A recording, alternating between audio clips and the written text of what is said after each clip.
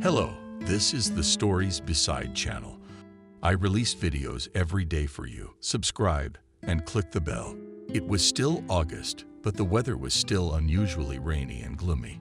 It was drizzling rain, and the wet drops were drawing sad arrows on the window of the cabin, with their point going somewhere down. The driver of the old half-ruined truck was in exactly the same mood at that moment. David was 32 years old, and he had spent the last 7 years driving a truck all over the country. His job as a truck driver did not bring him much joy, but on the other hand, it allowed him to travel and to see something new every day behind the window of his truck. Sometimes it helped him to distract himself from unhappy thoughts about his life. And now, on his way back from a rundown village in the north, David was involuntarily immersed in reflection on his daily life.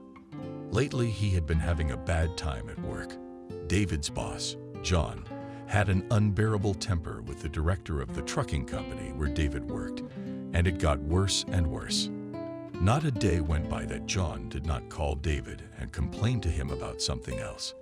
He delivered the shipment too late, or didn't show up for another professional checkup, and the last time they had a fight just before the current trip. John, well, I can't take it anymore. How much longer can you drive this bucket with nuts on the roads?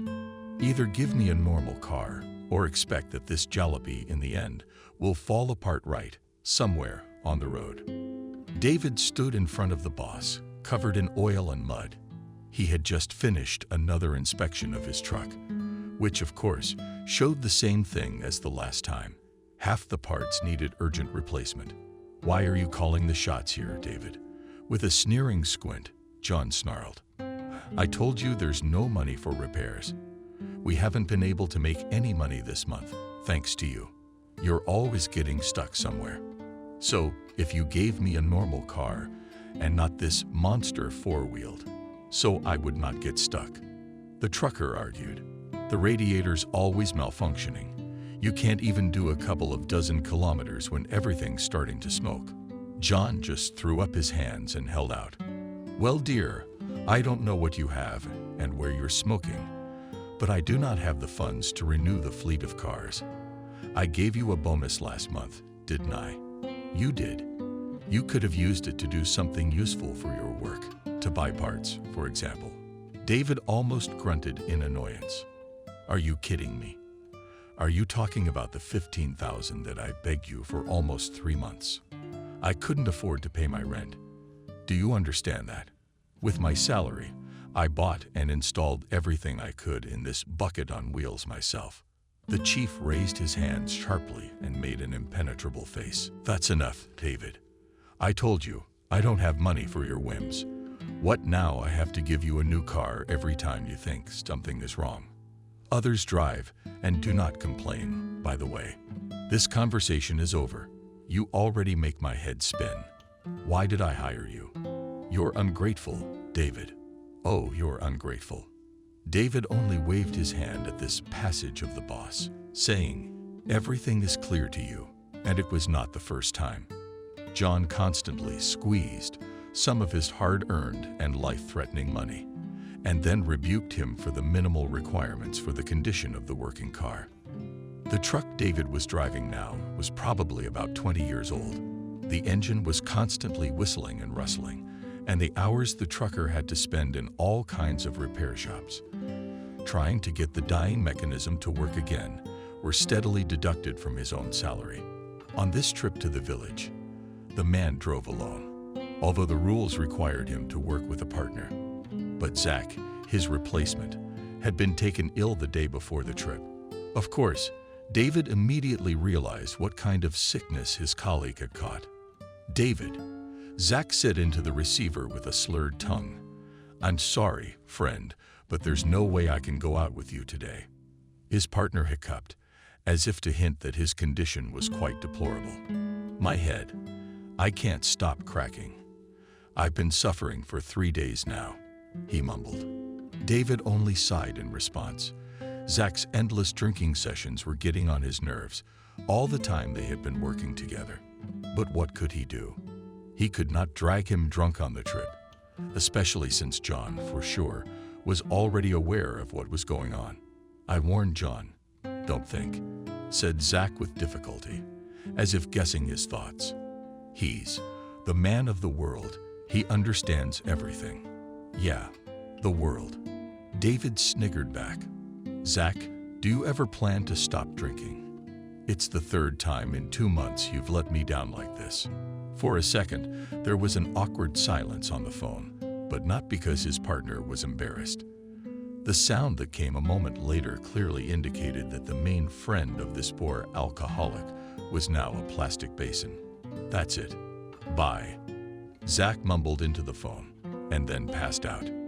"God, when is it going to end?" David thought to himself. "It's impossible to work like this." At that moment, John walked by, and David immediately asked the supervisor what he called straight up. "John, why didn't you tell me that I was going on the trip alone?" Zach just called. "He's been drinking again for a week." John reluctantly turned to his employee. "Well, I warned you. Look, I don't have to run to you every time with all this nonsense. Or do you think I have nothing better to do than regulate your relations with Polunin? You're both grown men, but you can't figure it out between you." David felt a bitterness inside. Resentment and indignation were flooding him upside down. "It's been months since you've given me anyone instead of this boozer." David tried to be indignant. "What is this? How am I supposed to get on the road when I don't even have a shiftman? Am I not supposed to sleep on the road?" John put his hands in his pockets and walked a few steps toward David. "Why do you keep complaining, David? Every time I listen to you, you're always getting screwed over and trying to make a buck. You know I'm not the one who can't find you another partner, right? No one wants to work with you. Look at you, always so gloomy and joyless, and complaining all the time. Who of the guys would want to go on a trip with such a bore? Aren't you ashamed of yourself, John?" The trucker couldn't stand it. "I do 3 trips a month, back and forth, practically no days off. After that, what's the sense for me to drink with the men? I'd rather stretch out my back and sleep it off. Or are you saying you don't know how the rest of your employees go on a trip under the influence?" John abruptly grabbed his employee by the collar of his jacket and hissed angrily, "Quiet, don't yell." The warden looked around quickly. "That's the team spirit, you know. Whose fault is it that a truth teller like you can't fit into their society? I do not care how they go on a trip, as long as the goods arrived safely to the final point. Well, yes, they drink. Well, that's a matter of 10. The main thing is that they work well afterwards, and the rest, you know." David decisively shook off John's hand. "Do you realize that your actions fall under the article?" One eyebrow, at John's, went up sharply. "What are you trying to do? Rat me out? You want to be a snitch among your own people?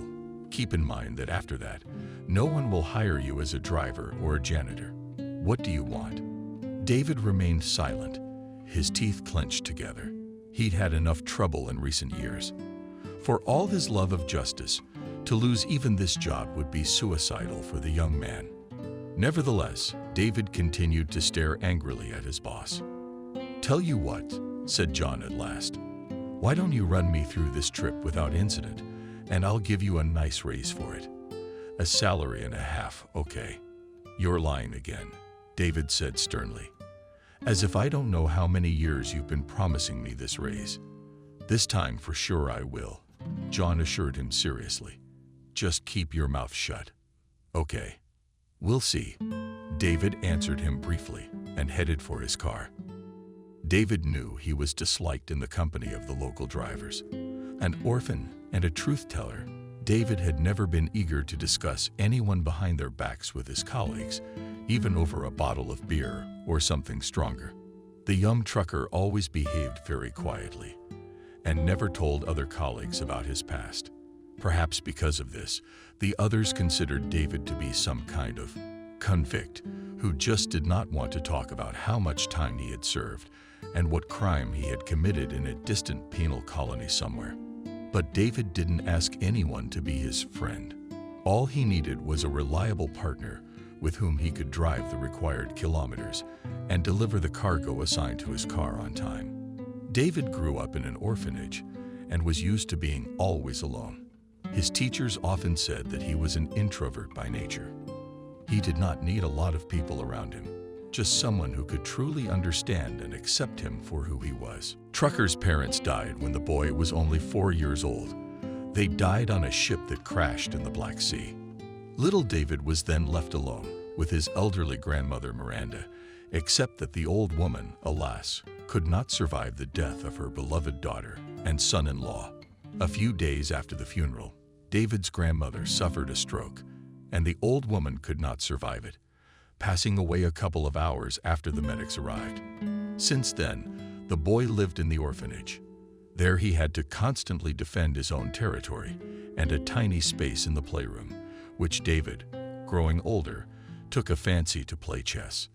The boy really liked to sit down with the chessboard by the window and play long, complicated games where his opponent was either himself or some famous chess player who had recorded all his brilliant moves in a textbook. When he left the orphanage, he moved to La, where he has lived as a loner to this day.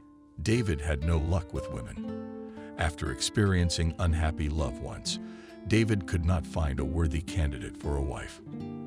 They did not match in character, or their feelings faded too quickly, leaving behind only the bitter residue of empty, burnt-out passion. In the end, the young trucker decided to stop torturing himself and his heart, and began just to live the ordinary life, which every day brought him more and more such unpleasant surprises from his superiors and coworkers.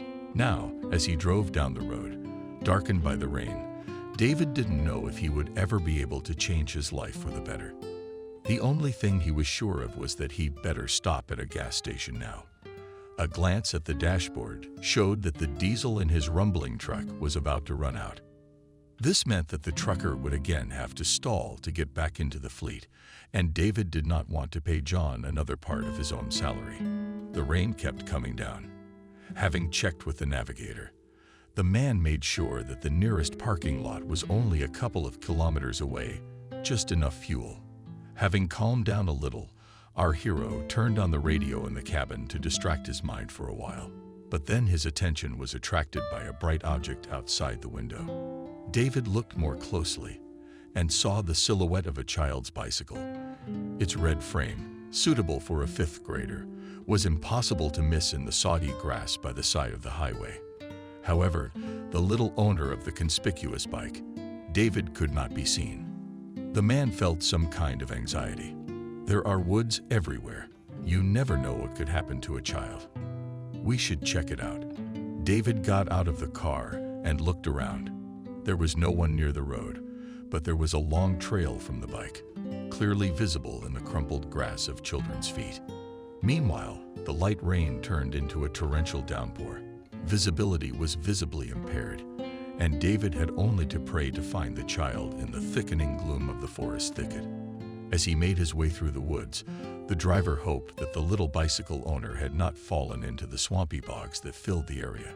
He had been on this trail more than once, so he knew the map of the local woods well enough. Just then, David noticed a piece of bright pink cloth hanging sadly from one of the sharp branches of a withered shrub. Following this, the trucker heard someone's thin sobs interrupted by piteous sobs. "Money, money." A child's voice called out. "Hey, hey, can you hear me?" shouted the child to David. "If so, keep talking, I'm coming to you." "Hey, what should I say?" "Uncle, please help me. I'm here." David wandered a little farther into the woods and came to a small clearing enclosed on all sides by tall, almost black pine trees in the thickening gloom around them. All David could think about at that moment was that the poor child, who must have been sitting there for a long time, was soaking wet, and he needed to get out of here right away. "Uncle, uncle, I'm here." Waving to the trucker was a sweet little girl whose pink jacket was torn right down the hem.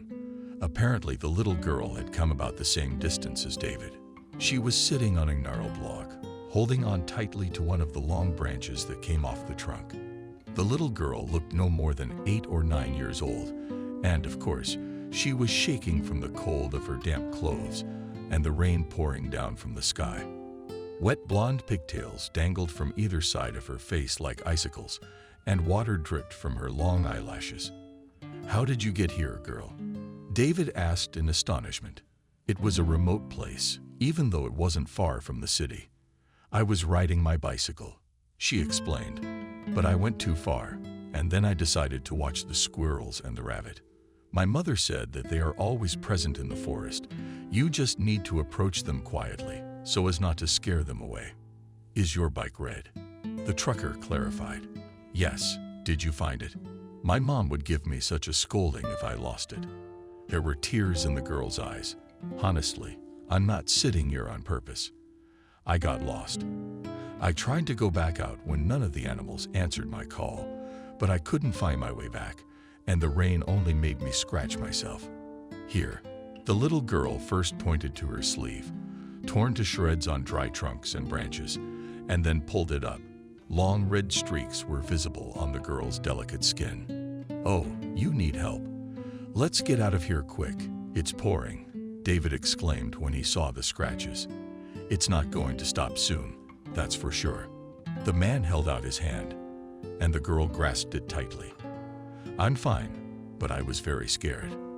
I didn't think I'd be able to get out of the woods myself." Fortunately, the trucker arrived just in time.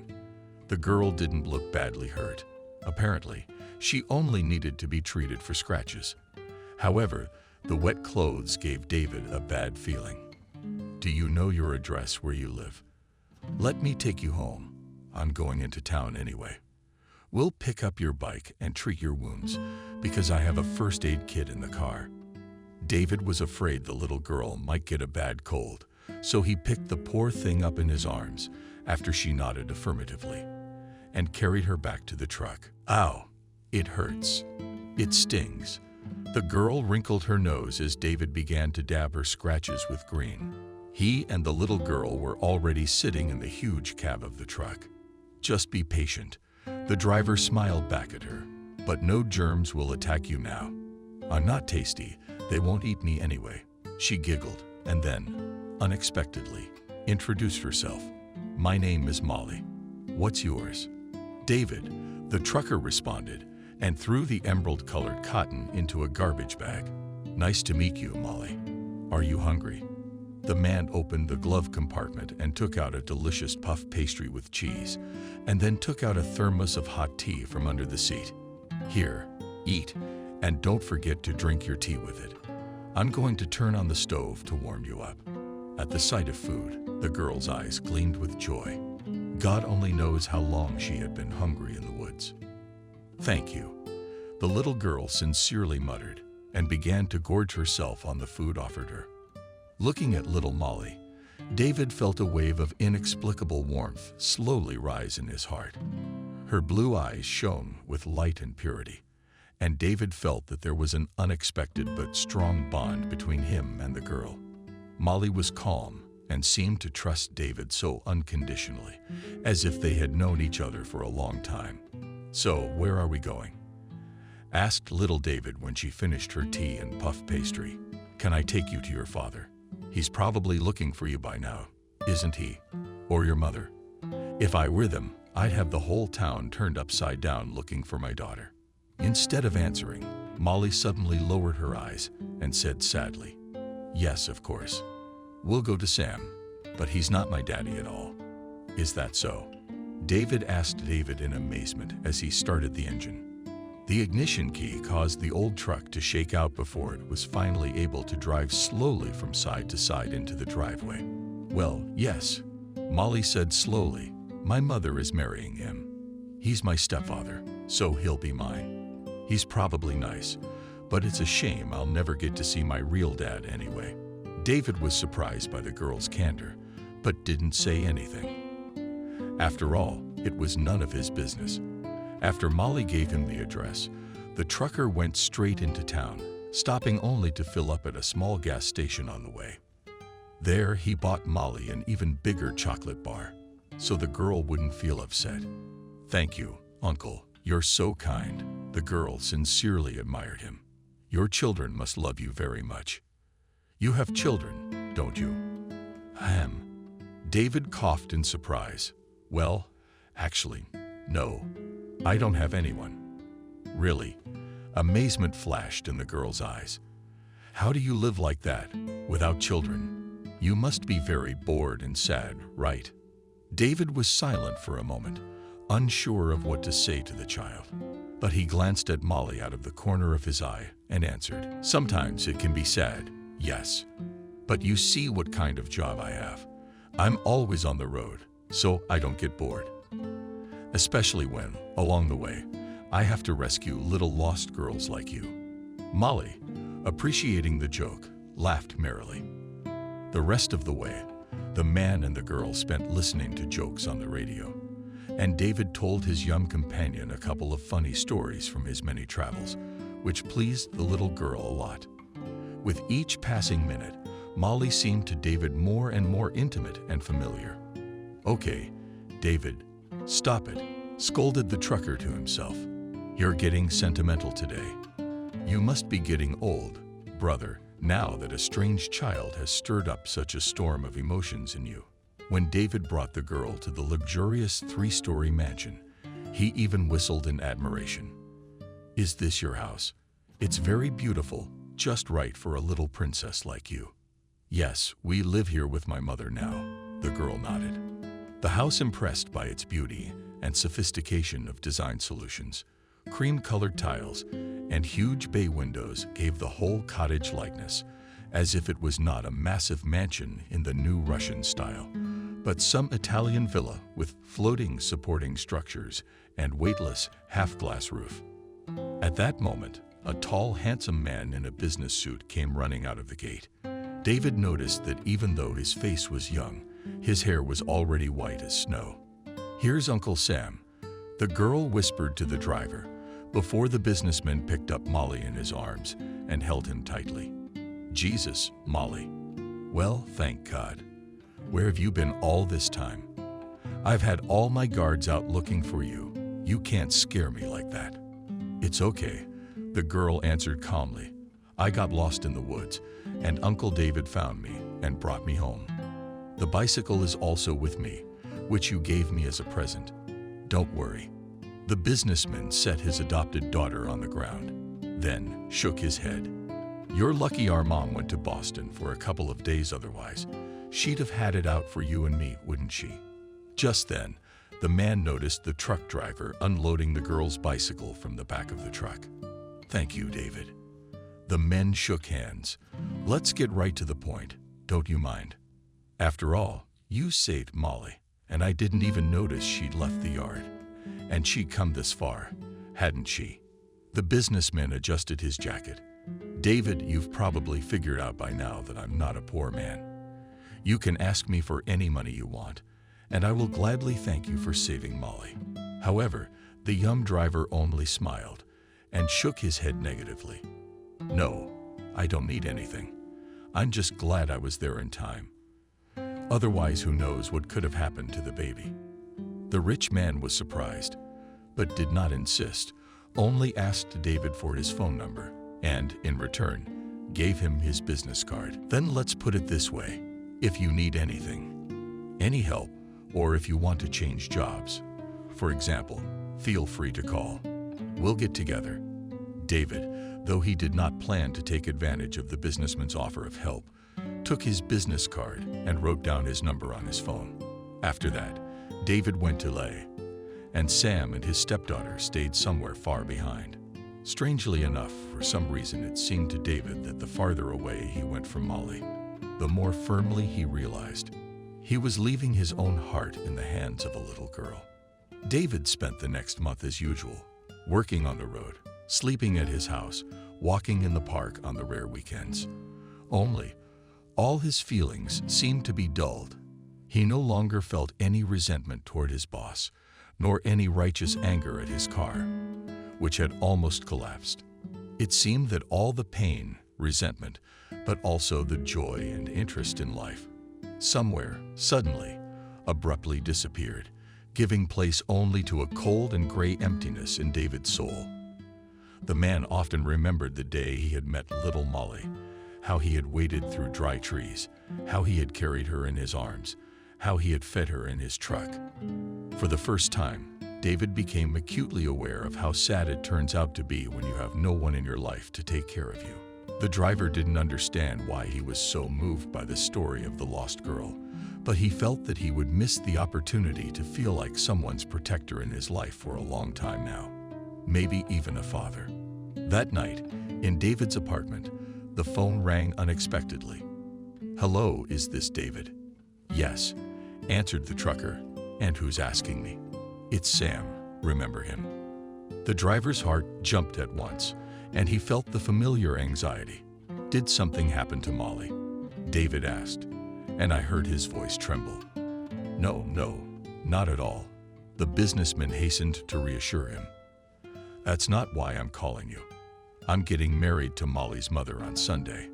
"Congratulations," David said instantly, and he breathed a sigh of relief to know that the baby was all right. "Well," Sam went on, "I'm inviting you. You'll be one of my guests." "What?" It took David a while to understand. "It's okay, relax. The event will be a private event, just local officials and my corporate colleagues." "Didn't Molly tell you that I own most of the advertising media holding company?" "And no, I don't recall." The trucker responded confused. "Would it be convenient?" "I mean, what do you mean? I'll be there. After all, most of your friends are important. It is not proper for an ordinary trucker to come to such a private party." Sam laughed good-naturedly on the other end of the line. "If it wasn't the right thing to do, I wouldn't have invited you. Besides, Molly told me all about you. She wants to see you very much."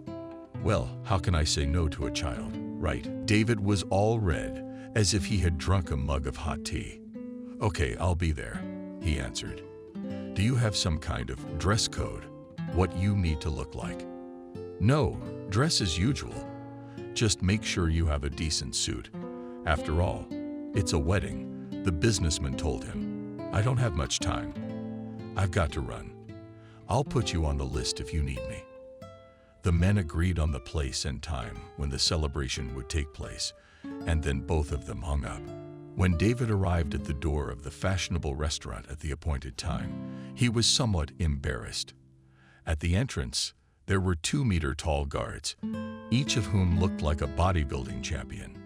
The audience that passed him and headed confidently to the restaurant were all dressed in luxury brands and shone with real diamonds, sapphires, and other expensive jewelry. "Jesus, where did I rush off to with my face in a row?" thought David, looking sadly at his modest costume. "There's no way they'll let me through." "Who are you?" One of the bouncers looked at the trucker sternly. David said as confidently as possible. "1 minute," the guard replied, and used a handheld earpiece to relay the trucker's data to someone. After a minute, Sam himself appeared on the doorstep of the establishment. "Come on in, David. I'm very glad you could make it." After escorting the man to his table, the businessman excused himself and headed somewhere in the kitchen, where he still had to give certain instructions to the local chefs. In the brightly lit room, David felt extremely uncomfortable for the first minute.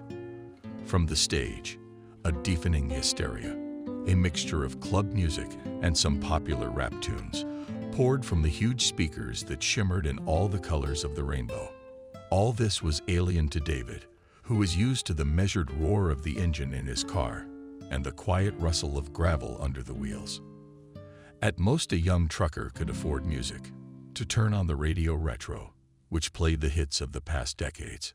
Such music was soothing for David, but the music that was playing in the restaurant made him want to run away, or better yet, hide in some soundproof bunker. But there was one huge advantage. All the tables where the guests of the evening were seated were literally bursting with the most diverse dishes. Hot meat in pots, kebabs, all sorts of appetizers and desserts.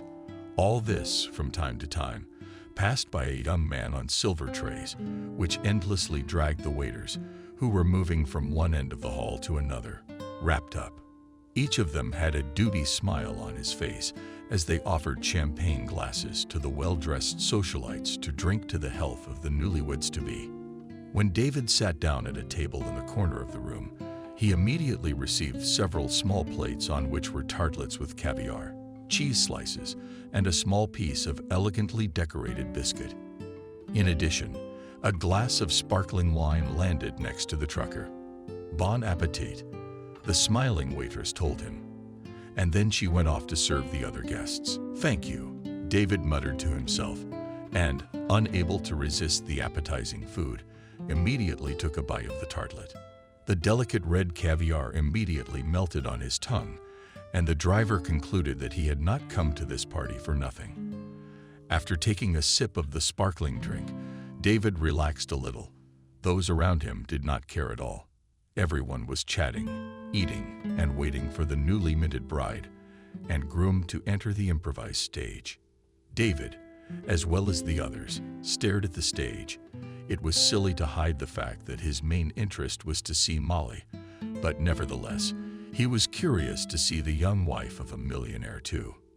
After almost 40 minutes, the guests became visibly nervous. Here and there were indignant sighs and exclamations like, "Well, what were we gathered here for? What, the bride couldn't get into her dress out of happiness?" David let the small talk pass him by. Once again, he was convinced that nothing spoils people like money, especially money that wasn't earned by their own labor, but rather by a lucrative marriage or simply by inheritance from wealthy parents. Finally, the lights in the entire restaurant went out. There was only one spotlight left, which illuminated the wide, semicircular stage. A moment later, Sam appeared on it. A happy businessman led a dazzlingly beautiful woman under his arm in a snow-white dress, on which rich embroidery shimmered with silvery highlights. The embroidery pattern folded into lovely, angelic wings. The millionaire smiled radiantly and posed for the photographers, while the beauty in the wedding dress behaved much more modestly. She treaded carefully on the stage and gave the photographers a nice, discreet smile. For a split second, the girl's face seemed vaguely familiar to David. Standing up from the table, the trucker took a few uncertain steps toward the newlyweds, wanting to get a better look at Sam's bride. The next moment, David was like an electric shock. Still not believing his eyes, David took quick steps to the stage, and only then was he finally convinced. It was her. Dazed by what he saw, David continued to stare at the woman. It was because she was like 2 drops of water, similar to his first and only love, who had died in a monstrous car accident many years before. "Jenna," the trucker whispered with numb lips, "is it really you? Are you alive?" David felt the tears welling up in his eyes. He had to fuse all his emotions to keep from howling with longing and doom. Never in his life had he loved a girl as much as he loved her. A milky white fog swept over the young man's consciousness as the memories rushed in with unbridled force, taking David 10 years back in their wake. Back then, he was still living in Boston, not Leh, and working as a truck driver for a fine trading company. The young man was perfectly happy with his life at the time, and he couldn't imagine that anything bad could happen to him. If someone had told him that in 6 months he would lose everything, that he would have to flee to Leh to get lost there, and then get a job as a truck driver for the lowest-rated trucking company, he would never have believed it. But that's exactly what happened to him.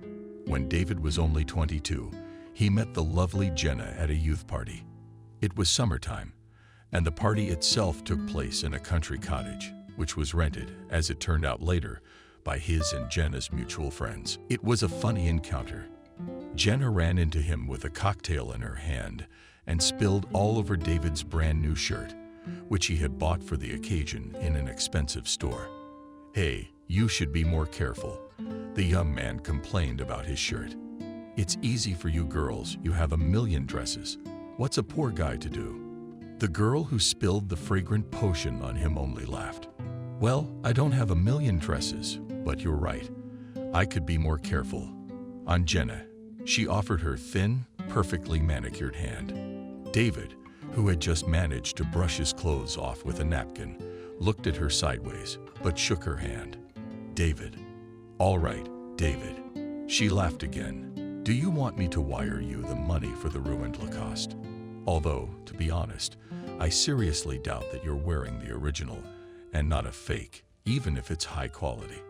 The most amazing thing was that Jenna spoke to him simply and humanly, without any snobbery at all, though she laughed, as it seemed to David at the time, a little more than necessary.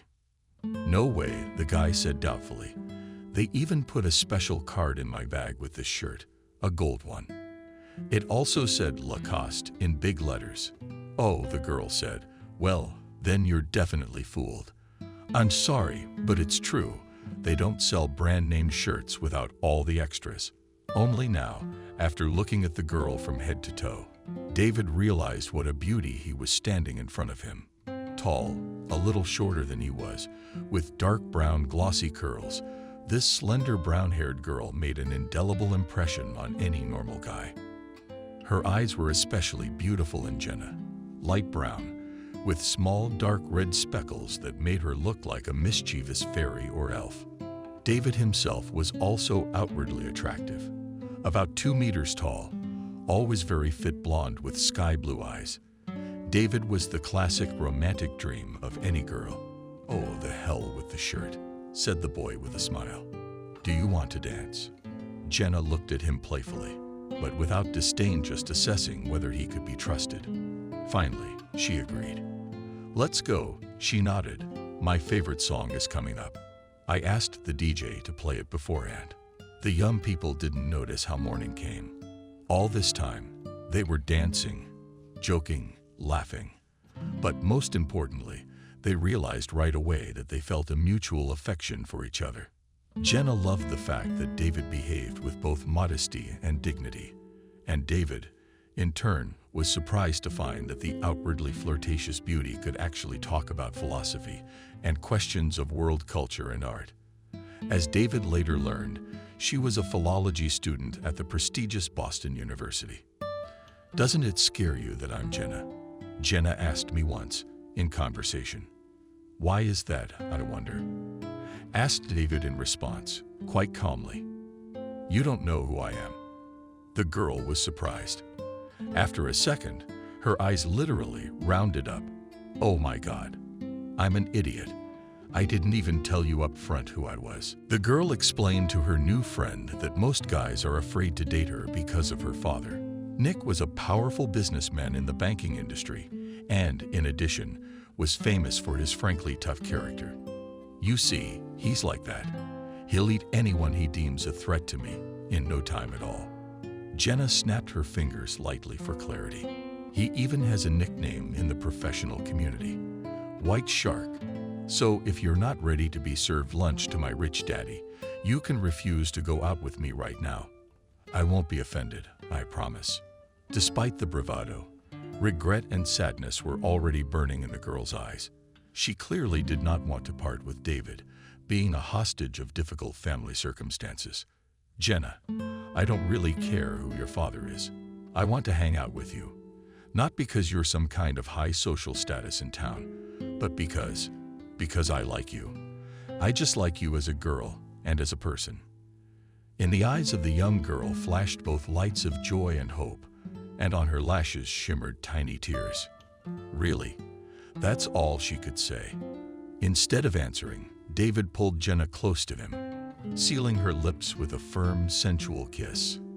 The young people started dating, and after a couple of months, they officially declared themselves a couple. Naturally, this state of affairs could not help but arouse the anger of the girl's family. Nick was just tearing up and tearing down when he found out that his golden daughter was having an affair with some outspoken broke. Jenna, my daughter, how could you even mess with him? He's a pauper.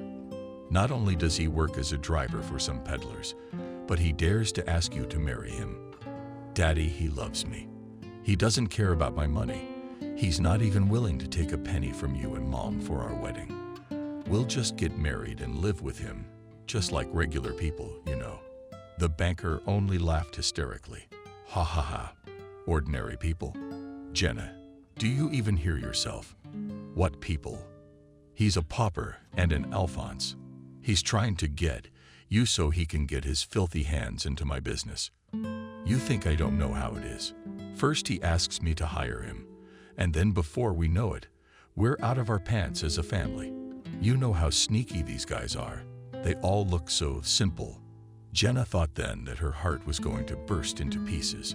Her father was going to deny her another attempt to build a normal, and most importantly, her own, without his total control and participation, family. But how can you think of people like that? She asked Nick bitterly.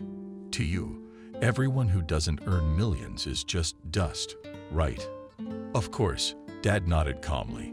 How else could it be, Jenna? You and I are playing on a different field. You have to understand that a family like ours has not only an opportunity to choose the best, but also an obligation to come into contact with the best. And this, I'm sorry, applies equally to things and people. Jenna then ran away from home all in tears, and despite her parents' prohibition, came to David. He took her in without further question, gave her a hot bath, and made her a cup of fragrant tea. We'll run away together, David told her then. Run away together from this city, and no one will ever find us. We'll start a new life somewhere, in the Urals, for example. We won't make it, David, Jenna answered, crying into his shoulder. Daddy will get us out of the ground. I'm afraid we'll only make things worse for each other by doing this. And so it happened. The next morning, Jenna was taken away by an angry father and his guards, and David was beaten, after which he found out that he had been kicked out of his job as well. Nick was angry at David to the point that he was ready to eliminate him physically, but he came to his senses in time. He decided that he did not need to get his hands dirty with this human garbage, so he decided to do something sneakier. Daddy, admit it, did you do this to get my David fired from his job? His angry daughter questioned him. He told me everything, don't deny it. Did you do it? What is it, my daughter? My father made innocent eyes. What do I need it for? If you want, I'll help your loser, of course, but you won't marry him, and don't count on it. At the same time, the banker used all his connections to deprive David of even the slightest opportunity to get a decent job in Boston. He was literally driven out of town, but he tried to resist until the very last moment, until Nick dealt him and Jenna his final and most devastating blow. One morning, a businessman brought his daughter pictures of David kissing a strange but very beautiful girl. The photos were, of course, a professional montage, but Jenna almost immediately believed them to be authentic. They were so well made. You see, my girl, the banker said, stroking the back of his sobbing daughter. I told you that sooner or later, this wolf in sheep's clothing would show himself. And so it turned out. I don't believe it. The girl choked back tears. I have to talk to him myself. Talk. Her father supported the girl, and afterwards, I'll send you to England to study. There you'll meet decent people from your own circle, and you'll forget about David, your loser, at once. Jenna didn't yet know that Nick had planted the exact same pictures, only in them, already his daughter was cuddling with some seductive stranger. Are you accusing me of cheating? Shouted then at his beloved, distraught, and having lost all hope of further life in the city of David. Then what do you have to say about it? And he threw his own provocative photos at the girl's feet. Jenna slowly gathered them up and exhaled indignantly. But it's a montage. I've never been with this man, and I don't even know who he is. I could say the same thing about your pictures. The boy flared up instantly. Why do you believe your father and not me? Yes, because Dad did everything so that you could get a job somewhere, and you turned out to be not competent enough for good positions. Jenna blurted out in annoyed Jenna. The girl was utterly confused, and in the confusion of feelings, she did not understand how she should act now, and who she could trust. Funny, David grinned bitterly. So that's what they call it now. Incompetent, the guy muttered to himself, then pointed Jenna to the door. I think you'd better leave now, Jenna, David told her in an icy tone. I'm not ready to talk to you about anything else yet. What are you? Ah, the girl growled and flew out of her lover's apartment like an arrow. So David and Jenna find themselves separated by the will of the girl's rich and angry father. However, Nick was not enough suffering of the boy, and he, after a couple of days, personally came to the young man's home to announce the terrible news to him. That's it. You bastard, you got it. The banker said with hatred, you drove my daughter so hard that she crashed to her death. There was nothing left of her. The car burst into flames at once, like a match. David lost his footing and immediately lost consciousness, something he had not expected, but such an ending to his heart story. When he came to, he found a note on his desk in which the banker urged him to flee the city while his legs were still intact. Otherwise, he could blame himself, but only the businessman gave him a 100% guarantee. David would not live in Boston for 3 days as he would be dead. He was running away to Moscow. Unable to remember his grief, David wanted to forget himself and finally break up with his past. But no matter how hard he tried, the past finally caught up with him on that fateful day in businessman Sam's chick restaurant. The man did not know that Jenna did not have time to go to England at the time because it turned out that she was expecting a child with David. It was already quite a long time, and it was too late to have an abortion. Veniamin Viktorovich had no choice but to accept reality as it was. However, this did not mean that he was ready to put up with his daughter's bystander.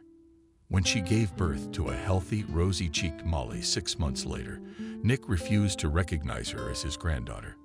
He did, of course, have occasional contact with the child, but he took her no more seriously than a servant's daughter.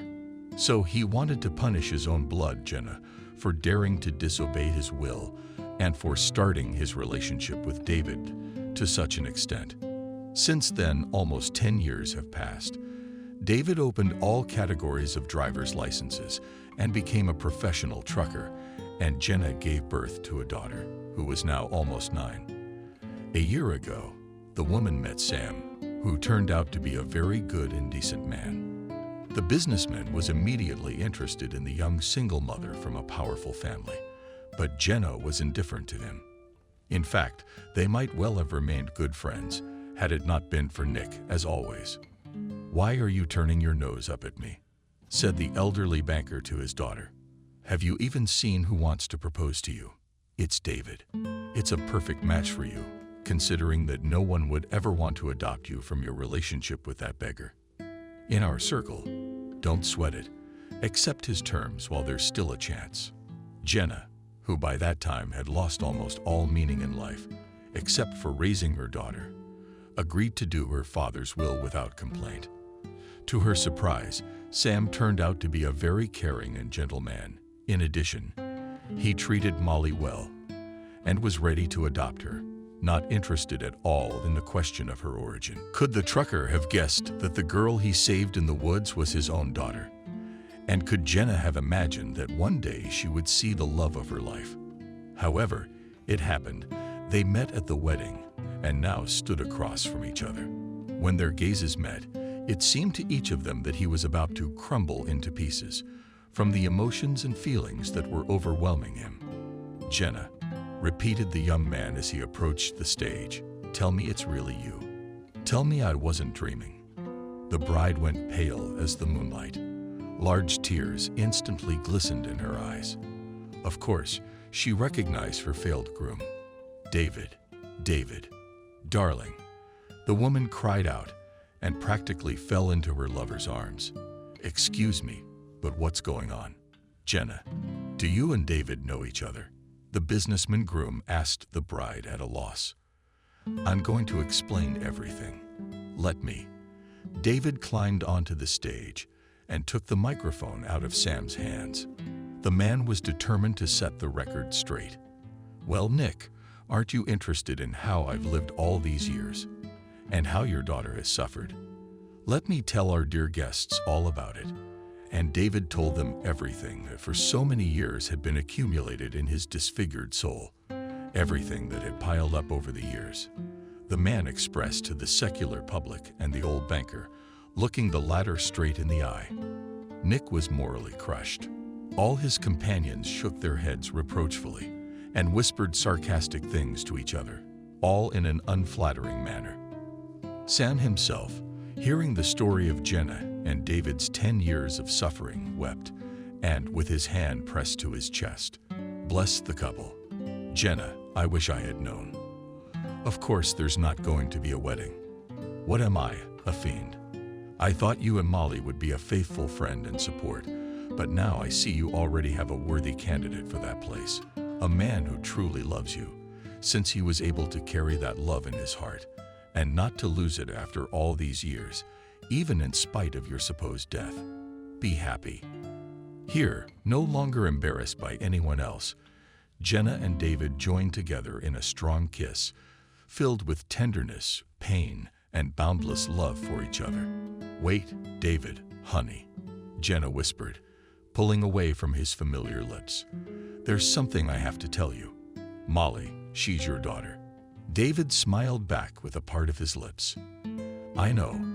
Even then, in the woods, I felt that we had something to do with her. You just confirmed my guess.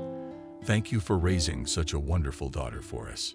Janet's face lit up with a smile of real, genuine happiness. She hadn't smiled like that in almost 10 years.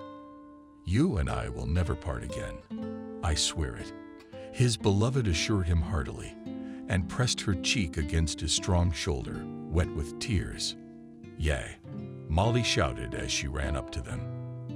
"And I'm glad that you're my daddy," the girl said, and David gently held his own daughter in his arms. "I'm so glad, baby," he whispered as he kissed her blonde, soft hair.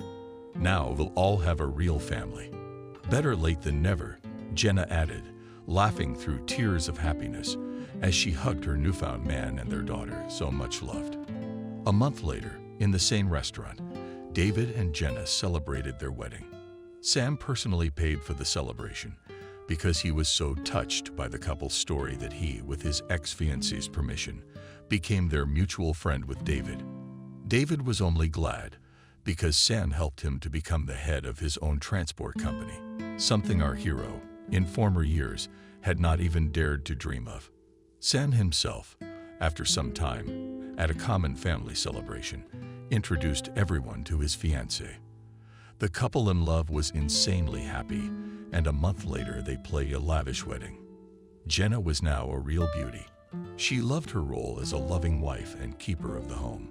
It seemed that taking care of the house only added to her outward charm and softness of character. In addition, David had a pleasant surprise waiting for him very soon. His wife told him that she was expecting a baby again. This time, the couple very much hopes that their Molly will have a little brother. From that moment on, no one else wanted to do business with Nick. The shark lost all her shark teeth, as the press later wrote. The old banker suffered a long time from the inability to apply his professional skills and his status as a man in their social circle. But in the end, he repented of the evil he had done and apologized to his daughter, son-in-law, and his own grandchildren. Jenna and David, though not immediately, but still managed to forgive him, especially since the old banker promised that he would leave all his millions exclusively to his own children and Molly with her future brother. Now the whole family, including the elderly banker, is absolutely happy. They were able to forget all their old grudges and to build a completely different, free from prejudice and human ignorance, life.